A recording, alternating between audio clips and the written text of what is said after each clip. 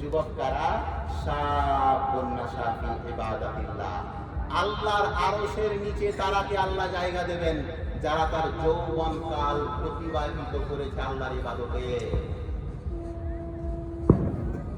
যৌবন কাল যারা অতিবাহিত করেছে আল্লাহর ইবাদতে, একমাত্র ওই যুবকেরই আল্লাহর আরশের নিচে জায়গা পাবে, অন্য যুবক নয়। আজকে তোমার আমার পরিস্থিতি, আজান তো হয় কিন্তু মসজিদ খালি। আল্লাহ নবী সারা রাত নামাজ পড়তেন। বুঝতে পারছেন না কথা? আল্লাহ নবী কি করতেন? রাতে নামাজ পড়ার কারণে আল্লাহ নবীর পা মুবারক ফুলে যেত। আল্লাহ নবীর সারা রাত জেগে যদি একটা লোক থাকে, পা ফুলবে না? বলেন, পা ফুলবে কি ফুলবে না? আল্লাহ নবীর পা ফুলে গেছে, চোখগুলো ফুলে গেছে, আল্লাহ নবী অসুস্থ হয়ে পড়ে আছে। ও বেনামাজিরা, যারা নামাজ না পড়ে অন্তরকে তৃপ্তি দিচ্ছ, তারা কানে ভরেই কথা নিয়ে যাও। আল্লাহর নবী তোমার আমার বেঁচে থাকার একমাত্র পথ নবী মুহাম্মদ সাল্লাল্লাহু আলাইহি সাল্লামের অনুসরণ।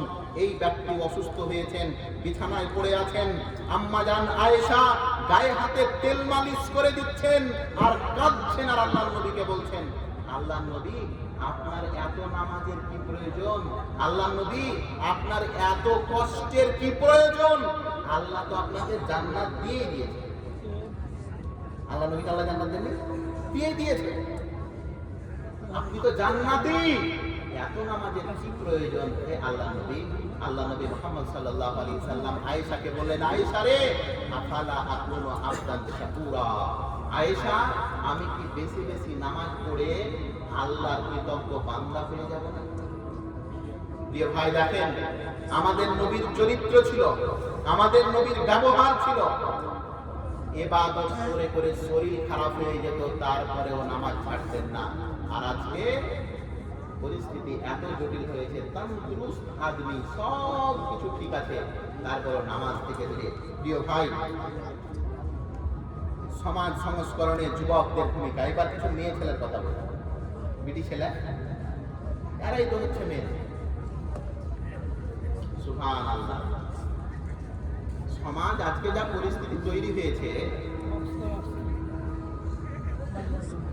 এই পরিবার, এই যুবক যুবতী মেয়ে ছেলেদের কথা বলি আমরা, বর্তমান পরিস্থিতিতে সবচাইতে বড় ফিতনা হচ্ছে মহিলা। আল্লাহর নবী বললেন, আমি তো চলে যাচ্ছি, আমি সবচাইতে বড় ফিতনা যেটা ছেড়ে যাচ্ছি সেটা হচ্ছে মেয়েরা, সেটা হচ্ছে মহিলা। আজকের আমাদের মহিলারা, আল্লাহর নবী মুহাম্মদ রাসূলুল্লাহ সাল্লাল্লাহু আলাইহি সাল্লামের খুব কাছের একজন ব্যক্তি, ঘটনা শুনেন, নাম হচ্ছে খানসা। কি নাম বললাম? খানসা রাদিয়াল্লাহু তাআলা আনহা। 4টি পুত্র তার। খানসা কয়টা পুত্র ছেলে? 4টি পুত্র রেখে তার স্বামী মারা গেলেন। খানসা রাদিয়াল্লাহু তাআলা আনহা 4টি পুত্র রেখে তার স্বামী মারা গেলেন, কিন্তু খানসা আর বিবাহ করলেন না। 4টি ছেলেকে বড় করলেন। যখন বাইতুল মুকাদ্দাস বিজয়ের যুদ্ধ এলো, উমর রাদিয়াল্লাহু তাআলা আনহু, বাইতুল মুকাদ্দাস যেখানে আজকে ইহুদিরা নাচ গান করছে, আল আকসা। প্রিয় ভাই, এই আল আকসা বিজয় করেছিলেন উমর। যেই আল আকসাতে আজকে কাফেরেরা নিজের নাম লিখছে, নিজের নামের তসবিহ করছে, এই আকসা ছিল আমাদের। আল আকসা বিজয়ের যুদ্ধে উমর রাদিয়াল্লাহু তাআলা আনহু সৈন্যকে রেডি করছেন।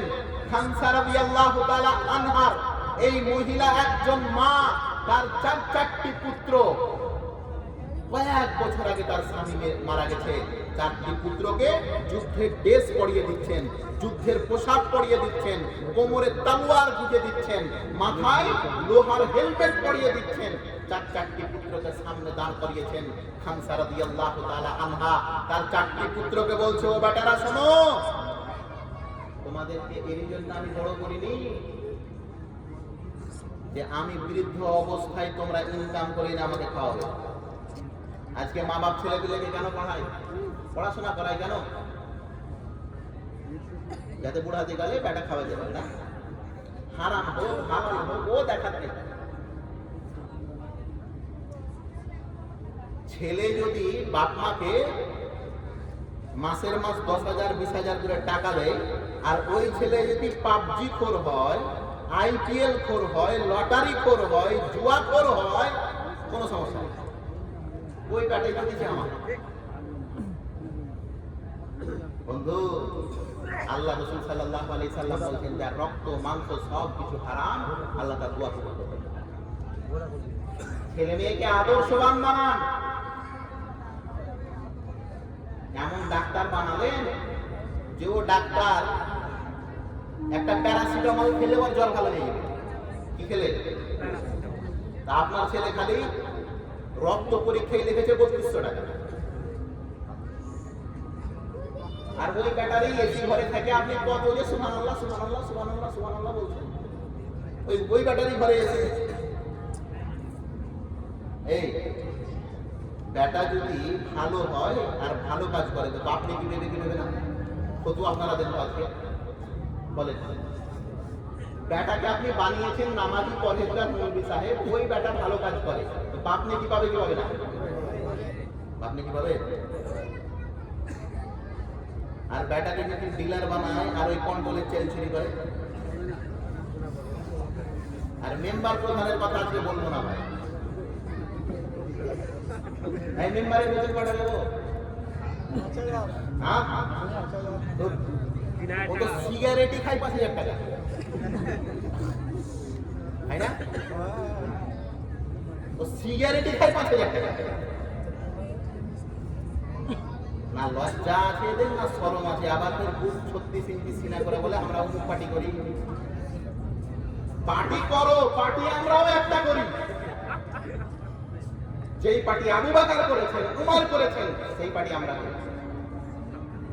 এই পতাকা তোমাকে কি মান সম্মান দিয়েছে? এই পতাকা তোমার মান সম্মান ইজ্জতকে নষ্ট করেছে। সুতির মাটি দিয়েছে, একজন বলেছিল না যে যদি জান চলে যায় তবু ভালো আমি বেঁচে থাকতে ওয়াকাফ বিল পশ্চিমবঙ্গে চালু হতে। এই টিভিটা আমি তো আমরা দেখি না, ওই বেঁচে আছে না মরে গেছে?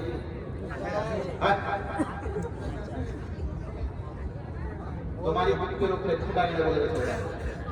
আর তোমরা তো ওই পার্টি 754 জন জেল খাটলে কয়জন? পেটে যে কত কথা আছে বের হওয়ার জন্য এখন খুদবুদ করছে সব, কিন্তু বলতে পারি না, বলতে পারি না। हम आह भी करते हैं तो हो जाते हैं बदनाम, हम आह भी करते हैं तो हो जाते हैं बदनाम, वो कत्ल भी करते हैं तो चर्चा नहीं होती। এই হয়েছে আমাদের অবস্থা। মারছে আর মারতে মারতে ওই মাগে মাগে মাগে করছিস, তো আবার মুখে মারছে, মাগে কেন বলছিস রে, মাগে কেন বলছিস? আমরা ওই সাজুর মোড়ে যে ঘটনা ঘটিয়েছিল ওয়াকাফ অ্যামেন্ডমেন্ট বিল নিয়ে, আমরা ওর সমর্থন করিনি। আমি নিজে শহীদুল সুলেমান সেই দিন সাজুর মোড়ে ছিলাম, আমার একটা প্রোগ্রাম ছিল সেই দিন দুপুরে গাজীনগর ঈদগাহতে। আমি ওখান দিয়ে যাচ্ছিলাম, আমার চোখের আগে দিকে এরকম হয়েছে, যারা কাসিমনগর অঞ্চলে দুর্নাম করেছো, কান খুলে বলছি, কাসিমনগরের অধিকাংশ ব্যক্তিরা ওই ছেলেদেরকে বাধা দিয়েছে। দেখি দিয়েছে। কাসিমনগর অঞ্চলে কি মোট 100টা ছেলে আছে, ঝামেলা করলো সাজুর মোড়ে 100টা ছেলে, আর প্রশাসন দিয়ে পুরো কাসিমনগর অঞ্চলের ঘুম হারাম করে দিল। আমাদের সেফটির দায়িত্ব কার? প্রশাসনের নয় তো কার? আমরা বলিনি যারা সাজুর মোড়ে বাস জ্বলিয়েছে তাদেরকে দুধে ভাতে খাওয়ান। আমি বলেছি যারা সাজুর মোড়ের বাস জ্বলিয়েছে, পুলিশদের ইট পাথর চালিয়েছে, তাদেরকে আপনি বাড়ি থেকে উঠিয়ে নিয়ে যা আপনার কানুনের পাতায় আছে ওটা দেন। কিন্তু আমি কিছু করিনি, আমি কেন বাড়িতে ঘুমাতে পাবো না? আমি কি করেছি? আমার ভাই করেছে, বাপ করেছে, 14 গোষ্ঠী করেছে, উঠিয়ে নিয়ে যান, দেখেন পাতাতে কি আছে। আপনাদের কানুনের সবচাইতে বড় শাস্তি যদি যোগ্য হয় আমার ভাই আপনি দেন। কিন্তু আমি কি দোষ করলাম যে আমাকে অন্য জায়গায়, অন্য গ্রামে, অন্য পাড়াতে সত্যি যেতে হবে? কেন আপনার নেতা বলতে পারেনি? কেন? ও ভর্তি কেটে যাবে তারই জন্য। আমরাই বেশি মার খেলাম, আমরাই বাড়িতে শুনতে পেলাম না, আর আমাদেরই 754 জন জেলের হাত পেয়ে গেল। এরপরেও আপনি দুদিন পরে তাদের পতাকা নিয়ে ভোট দিন করে বেড়ান। কিন্তু ভাই একটা কথা মনে রাখবেন, মরতে আপনাকে একদিন হবে, মরতে আমাকে একদিন হবে। ভয় কিসের? মৃত্যু একবার, আর এই মৃত্যুর পরে আর মৃত্যু হবে না। এই জন্যে বাতিলকে বাতিল বলতে শিখেন। মুসাইব বিন উমাইর 13 বছরের যুবক, মা বলছে বেটা ইসলাম যদি ত্যাগ না করো, ইসলাম যদি না ছাড়ো, তাহলে সম্পত্তি বাপের কিছুই পাবে না। মুসাইব বিন উমাইর বললেন তোমার সম্পত্তি তোমার মা, আমার কিছুই না। বেটা তুমি যদি ইসলাম না ছাড়ো আমি না খেয়ে মরে যাব। মুসাইব বিন উমাইর সেই দিন মাকে বলেছিলেন লাউ খারাজাত নাফসাকা আলফামিয়াতা মাররা লা আরজি দীনে মুহাম্মদ, মা তোমার মতন 100টা মাকে আমি কুরবানি দিতে রাজি আছি, কিন্তু ইসলাম ছাড়তে রাজি নই। একটা পোশাক কয়দিন পরবেন? এই ব্যক্তি উহুদের যুদ্ধতে শহীদ হয়ে গেল। কিসের যুদ্ধতে? কাফেররা কুচি কুচি করে পেরেছে মুসাইব বিন উমাইরকে। কাফন দাফনের কাজ হচ্ছে, যেই লোকটা একটা পোশাক 3 দিনের বেশি পরেনি, এই রকম ব্যক্তি মুসাইব বিন উমাইর যখন কাফন দিচ্ছে, তো আর কাফনের মাথা ঢাকছে তো পা উদাম হয়ে যাচ্ছে, পা ঢাকছে তো মাথা উদাম হয়ে যাচ্ছে। অথচ একটা পোশাক 3 দিনের বেশি পরেনি, এইরকম ফ্যামিলি ইসলাম কবুল করার কারণে শাস্তি দেওয়া হয়েছে, সব ত্যাগ করে দিয়েছে। আজকে আপনি বাহানাবাজি করে বলেন মৌলভী সাহেব বেড়ি ছাড়তে পারবে না, এই বাহানা কতদিন দেখাবেন আল্লাহকে? মুসাইব বিন উমাইর, আল্লাহর নবীর কানে খবর গেল আল্লাহর নবী মুসাইবের মাথা ঢাকছি তো পা উদাম, পা ঢাকছি তো মাথা উদাম। আল্লাহর নবী দেখলেন এবং ঝরঝর করে কাঁদতে লাগলেন। আল্লাহর নবী বললেন ও আমার সঙ্গীরা শোনো, এই মুসাইবকে ওই বাড়ি থেকে উঠিয়ে নিয়ে এসেছিলাম যেই বাড়ির লোকেরা 3 দিনের বেশি একটা কাপড় পরতো না। আল্লাহ নবী বললেন মাথাটা ঢেকে দাও আর পাটা ঘাস দিয়ে ঢেকে দাও। আল্লাহ নবী কাঁদছেন আর বলছেন ও মুসাইব, মরার সময়, মৃত্যুর সময়, শেষ সময় আমরা তোমাকে একটা যথেষ্ট কাপড় দিয়ে বিদায় দিতে পারবো না। হে যুবক, হে তরুণ, প্রত্যেকটা পরতে পরতে তোমাদের কুরবানি লেখা আছে। আজকে কোথায় যাবে এই কুরবানি? আমাদের চোখে চোখ রেখে কেউ কথা বলে দিবে এইরকম কোন মায়ের দুধে প্রোটিনই ছিল না। আল্লাহ পাক রব্বুল আলামিন কোরআন মাজিদের মধ্যে বলেন হুয়াল্লাযী আরসালা রাসূলাহু বিল হুদা ওয়া দীনিল হক লিইয়ুযহিরাহু আলা দ্বীনি কুল্লি ওয়ালাউ কারিহাল মুশরিকিন।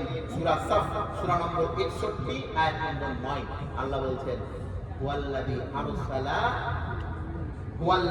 আরসালা রাসূল বিল হুদা। আল্লাহ হচ্ছেন তিনি যিনি সত্য কোরআন এবং হাদিস দিয়ে নবী পাঠিয়েছেন। কেন নবী পাঠিয়েছেন? যাতে পৃথিবীর সমস্ত ধর্মের উপরে ইসলাম বিজয়ী হয়, আর কিয়ামতের পূর্বে ইসলাম বিজয়ী হবে ইনশাআল্লাহ। হবে কি হবে না? শুনেন আজকে আরেকটা কথা বলে যাই। এই এনআরসির জন্য কাগজপত্র রেডি করছেন না, করেন না? কথা বলে না। এনআরসির জন্য বাপের কাগজ আর মায়ের কাগজ, মরা বাপেরও কাগজ নিয়ে আসেন, আপনি রেডি করছেন না, করেন না? করেন, আমি আপনাকে নিষেধ করিনি। কিন্তু বন্ধু শোনেন, ওরা যদি বলে যে 13টা কাগজ লাগবে, 13 ঘন্টা কাগজ লাগবে, আপনি ওই বাবুর টেবিলে রাখবেন 13 ঘন্টা কাগজ, তো ওই বাবু তখন আবার বলবে ওই 14 নম্বর কাগজ খানটা উড়িয়ে যাবে। এটা একটা বাহানা, বাহানা নয়।